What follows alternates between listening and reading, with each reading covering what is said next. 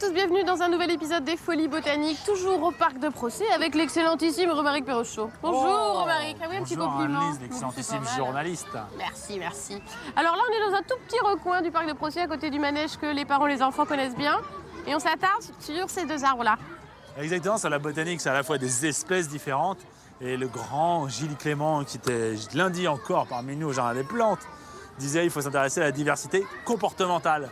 C'est-à-dire qu'une même espèce peut faire des choses très différentes. Et là, on a des espèces classiques. On a, à mon avis, un chêne, même si on dit ça pas très bien, mais je pense que c'est un chêne. On voit qu'il est presque collé à la branche d'à côté, qui est d'une autre espèce, qui est un tilleul. Mais là, vraiment encore plus étonnant, c'est que le tilleul est littéralement transpercé de part en part par une branche. Ça, c'est vrai que c'est pas mal. Ouais, C'est vous qui l'avez fait, non? Ouais, c'est ça pour la chronique. Je me suis dit, il faut amener un petit peu de... Un peu de moyens, un peu d'effets spéciaux. Ah, c'est ça. Et à ton avis, comment ça s'est passé? Eh ben, je sais pas, c'est lui qui a poussé par exemple. Non, j'en sais rien Ça a du tout. coûté très cher, effectivement, parce qu'il fallait attendre une centaine d'années, donc il fallait avoir les moyens. Ça veut dire que le tilleul, Parce que d'ailleurs, Gilles Clément dit que pour faire un jardin, il faut... un petit morceau de terre et l'éternité. Bravo. On replace. Et donc, les deux branches de tilleul, elles faisaient une fourche. La branche d'if, puisque c'est un if, on ne va pas raconter tout ce qu'on sait sur l'if, puisqu'on l'avait vu dans les oblates. Hein. Et la branche d'if, elle s'est posée dans la fourche. Et au fur et à mesure, l'arbre, il a poussé, il a entouré en fait la branche d'if. Donc il a fait que ça se pose, et après que tout ça pousse autour la part du tilleul. C'est dingue ça. Par contre, ça veut dire que le leaf, il pousse plus après quoi. Ben là, il a fini par mourir. Alors est-ce que c'est ça qui l'a tué? Peut-être que ça l'a empêché. En fait, là, Francis Allais, on est dans les citations. Là. Il dit qu'un arbre, pour le thé, il ne faut pas le couper, parce que si on le coupe en deux, ça en fait deux. Par contre, si on l'empêche de grandir, alors que nous, les animaux, si on nous empêche de grandir, bah, il ne se passe rien. Et ben lui, si on l'empêche de grandir, il finit par mourir. C'est un arbre ne peut vivre qu'en grandissant chaque année après année. Donc je pense que c'est ça, effectivement, il ne pouvait plus grandir. La branche est morte, mais on voit que le reste de l'arbre, ça ne l'a pas tué. Et même que l'if, j'ai l'impression qu'il aime particulièrement ce tilleul, puisqu'il le caresse, il le tutoie. Donc ta théorie, c'est une petite histoire d'amour entre l'if et le... C'est ça, bah, c'est assez érotique hein, comme image. Là, hein. Ouais. Et pourtant, il y a des enfants juste à côté, mais bon. C'est vrai. Et qu'à mon avis, personne ne voit ça, mais bon. C'est une des surprises du jardin.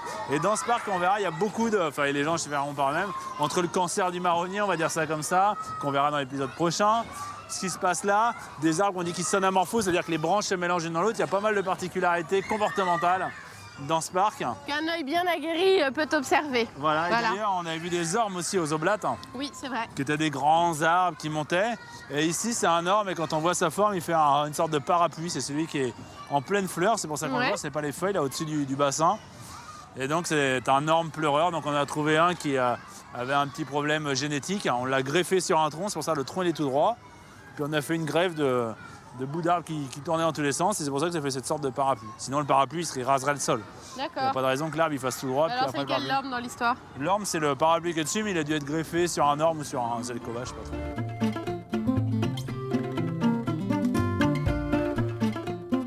Donc, il n'y a pas que les arbres dans la vie, Romaric, on en a vu de beau, mais il y a aussi des fleurs. Exactement, c'est dans ce parc qu'il y a une surprise à chaque mètre. Et ici, la couleur de la fleur, est-ce que ça te rappelle des gens à l'uniforme de certaines personnes? Alors, je suis sûre que tu essayes de me donner un indice. Ah, des pervenches! Exactement! Voilà. Et voilà, c'est la couleur de cette fleur qui a donné le nom à nos pervenches, puisque c'est la pervenche. Bah alors, dis donc, la pervenche, elle était plutôt en bleu, là, ça tire sur le violet quand même. T'as quand même trouvé, donc tu vois, c'est pas si mauvais que ça. Là, je vois bien que quand tu me donnes des indices, c'est ça. Voilà, c'est ça. C'est une plante couvre-sol de sous-bois, très très belle, enfin qui fait des belles fleurs, la famille des Apocinacées. Et en plus, on peut en faire des médicaments qui servent pour à la mémoire. Très bien. Voilà. On va en manger alors. Mais par contre, son seul petit inconvénient, c'est une fois qu'on en met, comme on le voit là, elle colonise. Et elle est quand un peu on en met dans envahissante. son jardin, il faut faire un peu attention parce qu'après, on a un peu du mal à s'en débarrasser. Donc c'est Vinca, on l'appelle. Voilà, Vinca, la pervenche. Donc après les petites fleurs, on se réintéresse aux arbres et à celui-là qui a une drôle de tête. Exactement. Tu vois, il a des branches assez étagées. Ouais. Il a comme des feuilles, mais pour des feuilles, ce serait très raide. Et pour des aiguilles, ce serait très grand. Et pourtant, c'est un conifère, donc c'est bien des aiguilles. Mais c'est vrai qu'elles sont larges. Voilà, donc on dit que c'est un conifère à grandes feuilles, donc c'est un conifère macrophyllus. Et pour que ça rime, son nom c'est Podocarpus macrophyllus. Le botaniste est assez... Poète. Il y a des hémistiches presque. Voilà, c'est ça. Voilà. Et donc ce Podocarpus, il vient du sud de la Chine. Ouais. Et du Japon et de Taïwan dans la nature. Mais il est très planté au Japon, pas mal aux États-Unis, mais en France, il est rare, on va pas dire rarissime, mais très rare, parce qu'il ne supporte pas en dessous de moins 9 degrés, moins 10. Mhm. Et donc on a là un des très beaux exemplaires voilà, qui est présent ici. Il y en a un aussi au milieu de la grande pelouse du Jardin des Plantes. Mais c'est un conifère donc utilisé pour les bonsaïs et assez rare en culture, enfin dans les parcs en pleine terre, on va dire, en France. Il y en a quelques espèces, je crois une quinzaine. Et on peut en découvrir une autre très belle de l'autre côté de ce pont. Voilà, ça reste un podocarpus, mais avec des feuilles plus petites. Exactement. Voilà, c'est ça, de l'autre côté du pont. On s'arrête là pour cette fois, Romaric? Je crois que le temps imparti est passé. Voilà, le temps est écoulé. On se donne rendez-vous la semaine prochaine. Merci beaucoup.